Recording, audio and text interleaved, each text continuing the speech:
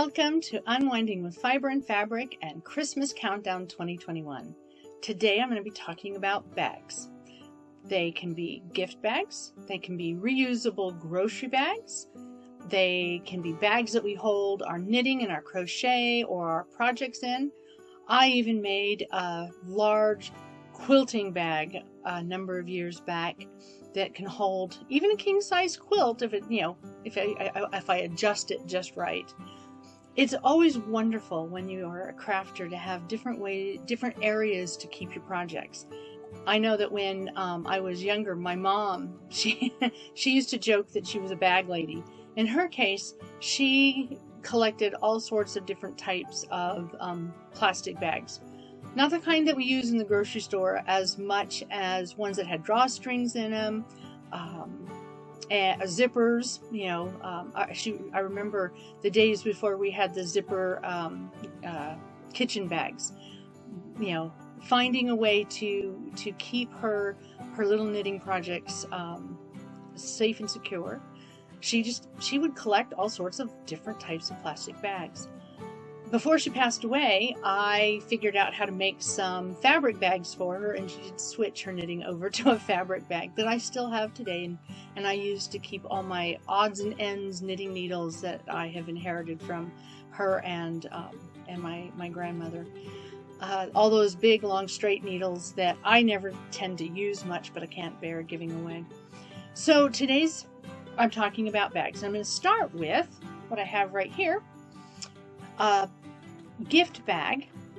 There are tutorials online that you can find both on blog pages and on YouTube videos that show how to make a gift bag out of wrapping paper.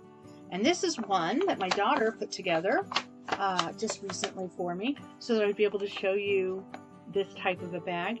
A few years ago we did a number of bags like this. We did a lot of our Christmas presents under the tree in this type of wrapping. It is wonderful if it's a hard to wrap item, if it's something that you want as a really quick grab and go. And that's one of the things that we did is we made a number of them up and we used them as a way to give out snacks and goodies to people who came to visit during the Christmas season. Speaking of those type of bags, you can even use paper lunch sack bags. One of the great craft projects we used to do when the kids were younger is to decorate paper lunch sacks. We would print out coloring pages, they would color them in, we'd trim around them and attach them to the paper sack. They made wonderful packaging for cookies and treats. And one year even my son,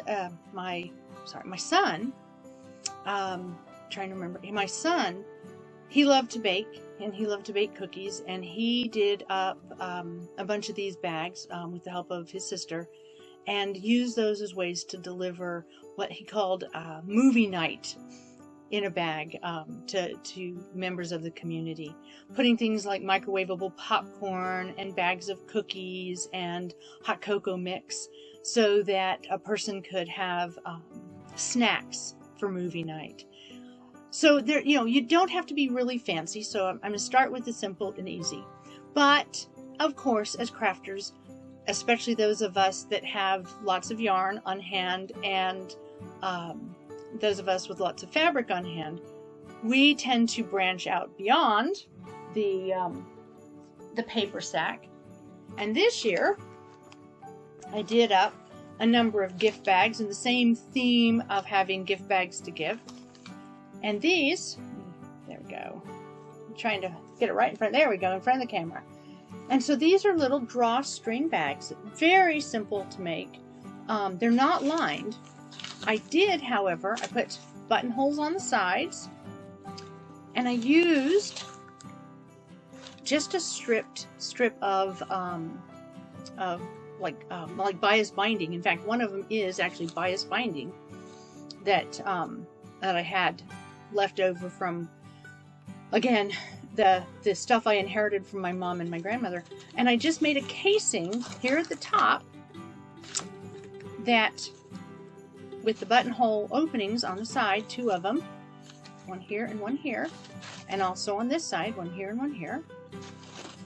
I could run the cord through and cinch it up. So I love these because these ties, these are actually recycled from gift bags, or I should say shopping bags that we'd get when we'd go shopping years ago, when my daughter and I used to do Black Friday shopping for clothes together before she went off to college. These were often on the bags that we would be given to take our purchases home. And so I've done a set of these little quick gift bags, and all of these are done in machine embroidery, machine applique. But I'm about to show you, after I show you all the cute little designs, whoops, there we go, there we go. If you don't have machine embroidery, you can always use traditional methods of applique, but there's other ways that don't require pulling out as much fabric. And I wanted to show and highlight how we can create designs with the different types of techniques. And so I made grocery bags. Now, the wonderful thing is you can purchase reusable canvas bags on any of the online shopping. You can get them in a number of places, and you can decorate them to your heart's desire. Because I have been purchasing the painter's drop cloth canvas, I use that to make these grocery bags. And so this one is machine embroidery, all of it is. But this one shows what it would look like if it was applique. But this one here is heat transfer onto canvas and then colored in with crayon. So this is a technique that is wonderful to do with children. Give them a canvas bag. You can heat transfer onto the canvas. There's transfer papers you can buy, but the least expensive way is if you have freezer paper, or if you have been saving the backings to label pages. So when you have shipping labels, etc., the backing goes through your machine or your printer really well. And if you have an inkjet printer and you print on that shiny side of what's left over when you remove all the labels, then take it over to your bag and press it with an iron or score it with a scoring tool. You can transfer the ink onto the canvas bag. And then it's just a matter of coloring in the lines, just like a coloring book. Once you put the crayon on it, you take it over to your iron again and you sandwich it between, you can use paper toweling, you can use paper sacks, but you want to have some paper that set between the layers of the fabric. So here on the back, and here on the top, you want to cover it completely, and then you put your hot iron on it. It melts the wax into the canvas, into the bag, and sets it. Wonderful, wonderful project.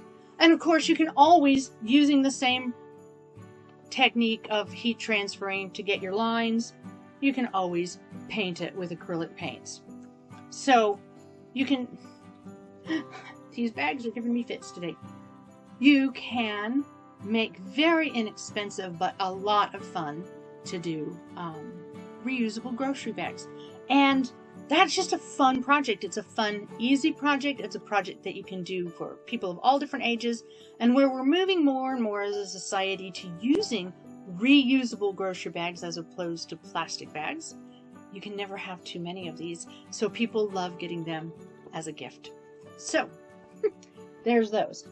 All right, the other kind of bags I wanted to show is, of course, knitting project bags, or quilting project bags, or crochet project bags.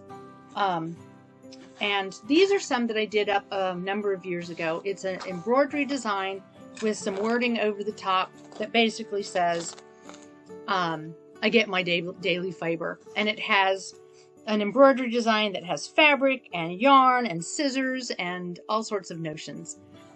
So with these, again, these are not well, actually these are fully lined, but the way I did these is I had the inside bag taller than the outside bag, and so it folds over, because it's the same fabric on the inside, folds over and makes the casing on the outside. Then it was just a matter of putting in buttonholes and making a drawstring. And this drawstring is crochet cotton. 2 or 3 strands of crochet cotton. I think it's just 2 strands of crochet cotton that I've twisted together to make a rope. And it is a wonderful, wonderful craft bag. And then the final one that I wanted to share, a lot of times as spinners, we take on challenges to try different types of spun yarn. And when we're done with it, we're not really sure what to do with the yarn. This was a challenge project that I made a number of years ago. I had some alpaca seconds, some that were really, really short locks, really difficult to necessarily spin on their own. Some of them I managed to spin up on their own. I think carded it and did it a woolen spun. But this band at the top, it was spun, core spun, because it was just really short, more hair-like, very little crimp or anything, locks. And so I core spun it and ended up with this really interesting textured type fiber. And this is a single crochet, this is a double crochet, so it has more loops, and I planned in holes every so often so that I could run a simple drawstring. The handle is a double, so a 2-sided type crochet, so it's heavier duty, a little thicker. This is all alpaca. This is all alpaca. The bottom is Shetland, and it's all dyed with, of course, Kool-Aid. And what looked really great using all these different colors of dye with the Kool-Aid when I was dyeing it, it looked like clown's hair. It had color all over the place. When it spun up, it ended up in this strange color, but it works so well, and it's one of my favorite bags. It currently has a knitting project in it. I'm working on some gauntlets, I think, as opposed to gloves. Just doodling, using up some yarn, and it's wonderful. It's fun.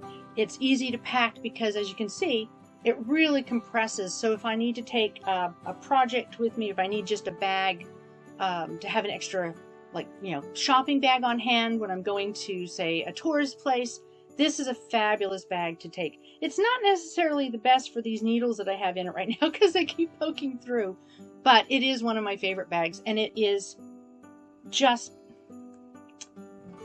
making kind of a wonky shape on the bottom and then picking up stitches around the end, going up until it was done. It's just crocheting it in a circle. The only seam-like object is down here where I went from this yarn to this yarn, and instead of going flat, went upward. Otherwise, the only other seam is holding on the handles. Simple, easy gift bags, utilitarian bags, project bags. They're all a fun way to use our crafts, our techniques, our papers, our fibers. It's all a fun way to give ourselves something that we need and also pass a little bit on to others as gifts. So I hope this inspires you to give some different projects a try. The canvas bags that I made, the first ones first grocery bags that I made like that years and years ago, they were made out of a remnant piece of painter's canvas, not painter's drop cloth, but painter's canvas that somebody had that they just wanted to get rid of, and I made, I think, 4 or 5 bags out of that. This next set of grocery bags that I made were from the denim-like fabric that had been my kids' curtains when they were little, that when we moved into our bigger house in Colorado, their little tiny room curtains didn't work, and they were bigger. So they needed different types of window treatments. And so I took their really fun kids denim curtains and I turned those into grocery bags. You can use any sturdy fabric. Go to the upholstery section of a fabric store. Find the remnants. It can be a lot of fun. And that crayon technique, the first time I used that crayon technique, and yes, I just used regular crayons. The first time I did that with my kids was on a printed fabric where they colored in the white areas of the printed fabric. So again, a lot of fun. Something that can be easily done. You can order the bags, you can make your own bags, just a lot of fun for the holidays or for any time. It would be a wonderful spring project as well. So I hope this inspires you to get out there and try making some craft bags, some grocery bags, or just playing with crayons on fabric. So I hope you take some time to unwind with fiber and fabric today, and I hope you are having a wonderful holiday season. We will see you again tomorrow, and until then, blessings to you and have a wonderful day.